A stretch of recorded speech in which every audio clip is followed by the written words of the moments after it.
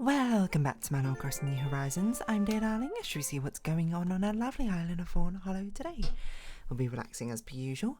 I'm not sure what I'm going to talk about necessarily today. I'm just sort of thinking about it. What sort of stuff's going on? Nothing crazy. There's new ZZZ updates dropping tomorrow. You might be like, am I pulling for Miyabi? I'm not actually. I'm probably going to at least save up for Evelyn, maybe Astra, depending.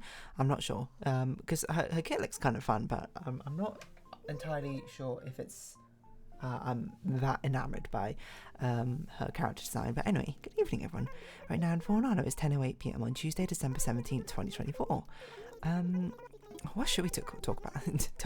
What should we talk about today? I don't know, to be perfectly honest. We're just sort of going to figure things out as we go. Should we just talk about something completely random? Yeah, why not? I know, Christmas spirit and all that. I don't know why I'm doing this accent now.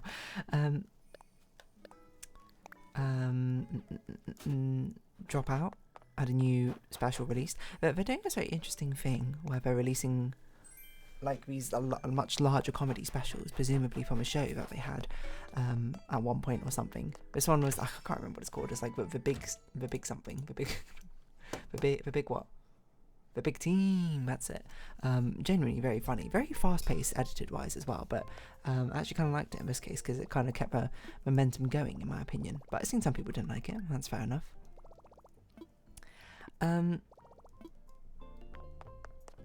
I don't know where I was going to go about that. It's not like I have insider scoop or information about that sort of thing.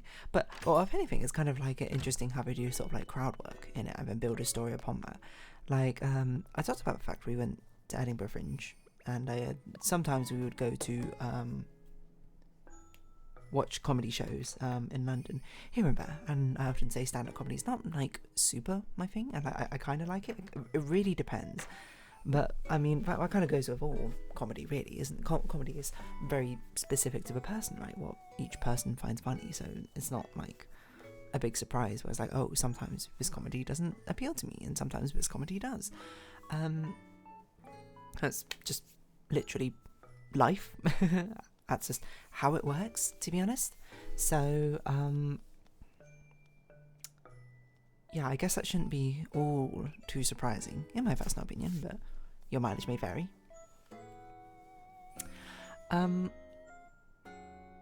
But yeah, crowd work is always a very interesting thing, because the thing I noticed, I felt like when they did crowd work for one of the people in the audience who came up on stage and talked about like his life travelling, and I was like, this guy who came up on stage is actually pretty quick-witted as well, you know. This person, like, I don't know if they're like an ideal crowd work member or something, but it must be pretty high up there, right? Where it's the sort of thing where it's like, oh, you know, this, like, he very clearly had a very interesting sort of like life experience, I think, to talk about, right? He was someone who apparently travelled a lot and had like these interesting stories, which, I mean, you might say that most people have interesting stories. And to be fair as well, he also volunteered to be like the crowd work member, I suppose, like to be spoken to. Presumably you only speak up in these situations if you feel like you have something, or you want to actually share something interesting to say. So yeah, but I must imagine, I mean, comedians obviously must be pretty good at what they do, unsurprisingly.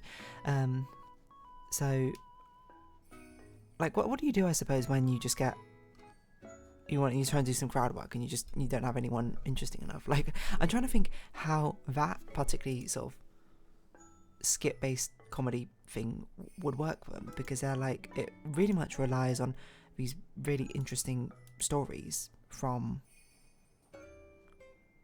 the audience in the first place, right? But like, what if the audience isn't like I'm trying to think how to say this, but like, I can't think of a better way to say this, like, not that interesting, you know? I can't imagine like I would have nearly as amusing, funny, great, fantastic stories to talk about if I was like, if it ever like called me up. Because it's like, what do I do in my spare time? I don't know. I mean, in that case, I guess it's kind of right crowd, because I could just be like, oh, you know, I'm like D&D or something, because I mean, you drop out a lot. a lot of the big shows on there are D&D related shows, aren't they? Or tabletop roleplay, I should say, shows. But it's not exactly like I feel like I'd be able to fill up a whole conversation with some of these things. Like, or when he talks about, it's like, what's your favourite meal you've had in another country or whatever, and I would be like, I don't even know what I would say to that. To be perfectly honest, it's sort of just, I mean, maybe also they wouldn't ask me that, right? But it does make me think, you know, maybe I'm just not very good at selling my amusing stories or anything like that. I'm just sort of kind of vibing through. But credit to them, they get these interesting stories somewhere, and then they make a great comedy sort of riff off of it. Crowd work is presumably a learned skill. Like, it'd be a bit weird if it's a natural skill, like you're either born with crowd work abilities or not. But yeah, it reminds me of like we sort of a comedy group in Edinburgh Fringe, and they did like this crowd work sort of thing, where, well, to be fair, now I think about it, the crowd work wasn't nearly as intensive. It's not like they interviewed these people to like an extensive degree. They just like asked about the couple and what sort of, you know, like how they met, etc., etc. The story behind it. It's like it's a meeting of couples. How do I say this? Meeting your partner stories always tend to be rather amusing. I don't know, like how boring it could be. Just like you like what's the most boring like meet your partner story you could have? I don't know. Like I guess there isn't one. Well, that's probably definitively that I don't think that can be true. But it's hard to think of one off the top of my head, at least. You know, the long and short of it is that the crowd work is intense, because I remember I was watching it being like, wow. It sounds so strange to say that. It's like this, if anything, I was just like, wow, this audience member is actually very like charismatic, which I guess, you know, makes sense. Some people just are more charismatic. Even like, that's probably just someone who was charismatic and didn't go into comedy, obviously. Or maybe does do comedy, just not at their show, obviously. But it's the sort of thing where I'm just like, what if I was chosen? What would I do? I don't know. Like, I've never been chosen. I mean, I don't like put up my hand or anything at these comedy shows or whatever. Partly because, one, I have no desire to. It's like, you might be like, oh, is it like stage fright embarrassment? I'm like, not really. But I suppose comedy shows aren't really my sort of thing. Anyway, I'm not much of a prankster or jokester.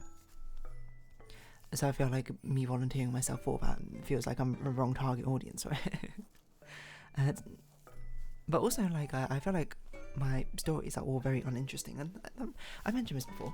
I tend to be a rather cautious person, and I didn't really take like big risks or something when I was like a child or teen or whatever. So I don't have any stories like wild, crazy stories like you would never believe what this happened, because a lot of them, I guess, end up being subverted by being like, I didn't do that because at the time I was like, that would probably be a bad idea. I don't mean that as a bad thing necessarily. I mean, obviously, I guess it's bad in the sense of getting fuel for a comedy routine, but I'm sure, you know, a very skilled comedian could probably take that and still run with it nonetheless. But it just get you thinking, what gets me thinking in a more of a curiosity sense, being like, fascinating, don't you think?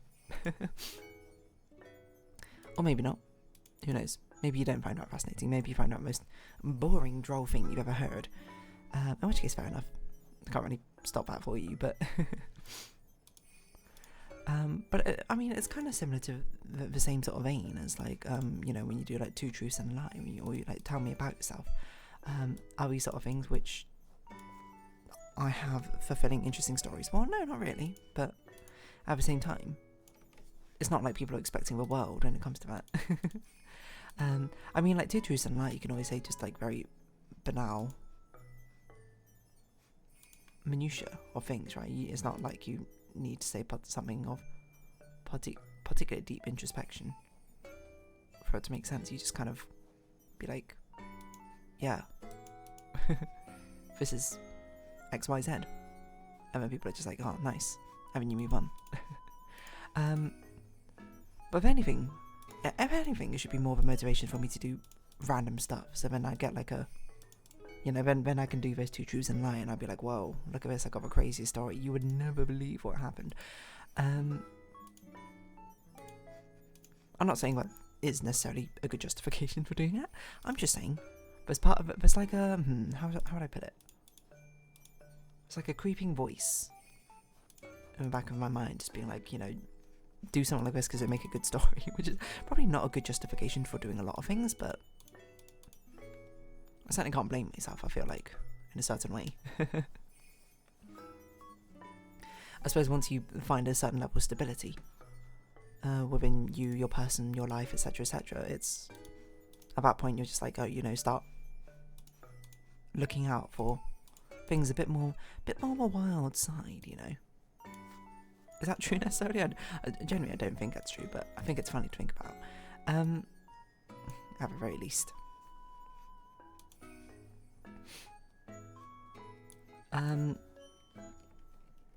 But yeah, but crowd work is interesting. My friend got picked on for crowd work. Not picked on, that's like a wrong way to say it, but, you know, I'm not going to say exactly the details of what happened, you know, in respect to his own privacy and all that. But he said something which a comedian sort of just was like, oh yeah, let's have a small chat about that. I don't know if there was much comedy to be mined from it. I guess that's really what they're doing, is sort of like what sort of, they're trying to sort of feel out the person they're talking to. They're trying to find if they have like an angle for bringing out some comedy from it. I must imagine they would speak to me, see my very sort of flat reactions to things and be like, okay, let's abandon the ship right here. I wouldn't blame them. And I don't mean that in like necessarily a demeaning way. If anything, I find it kind of amusing. I'm there for the show. I'm there to let them do their thing. If they think they can work with the material I'm giving them, absolutely. If they can't, then so be it. That's just the nature of how things are, to be honest.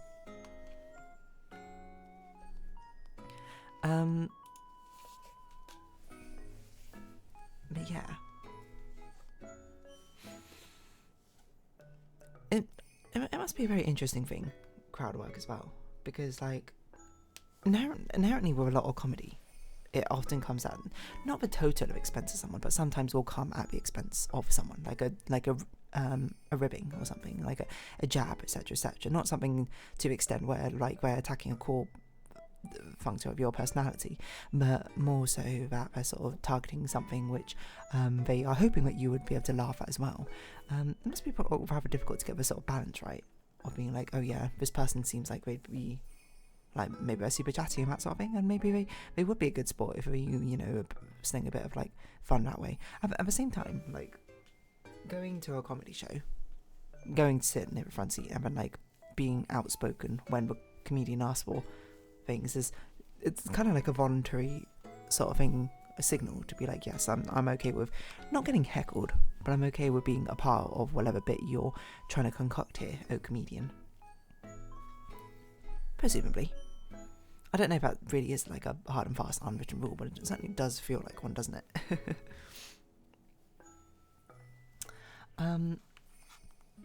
Yeah, the crowd work portion is, I don't know, must be rather tiring. I often think that because in the comedy shows we went to, there was like there was always like 3 comedy acts we'd watch.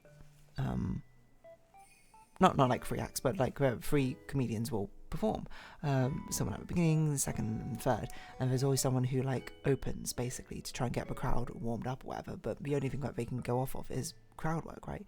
The other 3 comedians all have like these sets which they want to talk about and do, and unless they literally just walk on and just do crowd work the entire time, which, you know, is certainly doable, but I feel like most of these comedy sets I've seen are definitely more of an amateurish side of scenes, sort of veer towards having a bit of their own comedy set. I guess crowd work's quite difficult because then it's kind of improv, isn't it? You kind of have to react to whatever the person's saying and also have a sort of like a quick-witted mind to be able to bounce off of that. Now, I'm not saying that's not doable. I'm not saying that's necessarily easy or harder. At least from my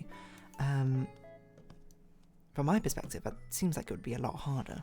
But at the same time, you know, it's very like cool as well to get like if anything, a personal set. Does that make sense? Something much more tailored to the audience that you had there as well. Unless you can engage with it a bit more, maybe you remember it a bit more as well, I don't really know.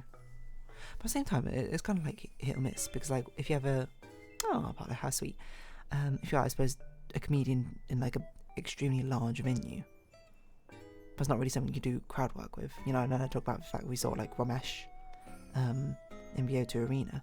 And that's like a huge, massive venue. That's not really something you can feasibly crowd working off of. You know, presumably Ramesh is crowd working off an audience as a whole, right? As a conglomerate. It's not like he can really call people out individually. Or maybe he can. I don't really know. I'm not about to judge either way, but presumably he does a set. Which makes an interesting sort of point. Like, do people go out to watch the same comedian show multiple times? Because on one hand, I feel like some of it sort of loses its edge if you already know what's happening. But at the same time, you know, people rewatch movies, theatres, plays, musicals, all sorts of art forms all the time. So I don't see why that sort of logic could not be used to also do it for someone like a comedy show. It's just a performance after all. It's not like one performance should be inherently better or worse than another for at least engaging on multiple times. Or maybe it does. I don't know. Again, not really something I've really considered all that much, but at the same time, it's interesting to think about. Or you might be like, that's not interesting to think about, in which case I would say, fair enough, we all have different preferences in this world. I guess what I'm just trying to say is crowd work. I found it very interesting watching it in the Dropout special. And especially because that person was a very engaging audience member. Which definitely added, I suppose, a lot of pizzazz to it. Made it certainly a lot more engaging than maybe it could or would not have been. I'm not sure that's quite the right way to say that, but hopefully you understand what I mean from it. Just sort of like getting the audience pumped, interested, engaged with what you're saying is a rather unique skill in regards to the things which can happen from it. And being able to riff upon that. Well, I suppose that's kind of what improv comedians do, huh? So I guess it shouldn't be much of a surprise that the improv comedians are doing a lot more crowd work than non-improv, right? It's not like improv needs to start from absolutely nothing. You kind of want it, you might as well have it tailored toward the audience, right? I think I've just broke the code for myself. Something blitheringly obvious, I'm sure, to anyone who actually works in the sort of entertainment industry. But to me, I'm just like, wow, you know, I never really thought about that before. I guess there's a difference between stand-up and improv. Anyway, I'm going to wrap this episode up here. So if you have been watching, thank you very much. It's been Animal Crossing New Horizons. I've been Dear Darling. Likes, comments, subscription, shares, greatly appreciated. Socials, Discord down below. Hope we can see each other again. But for now, it's our farewell. So until next time, bye-bye for now.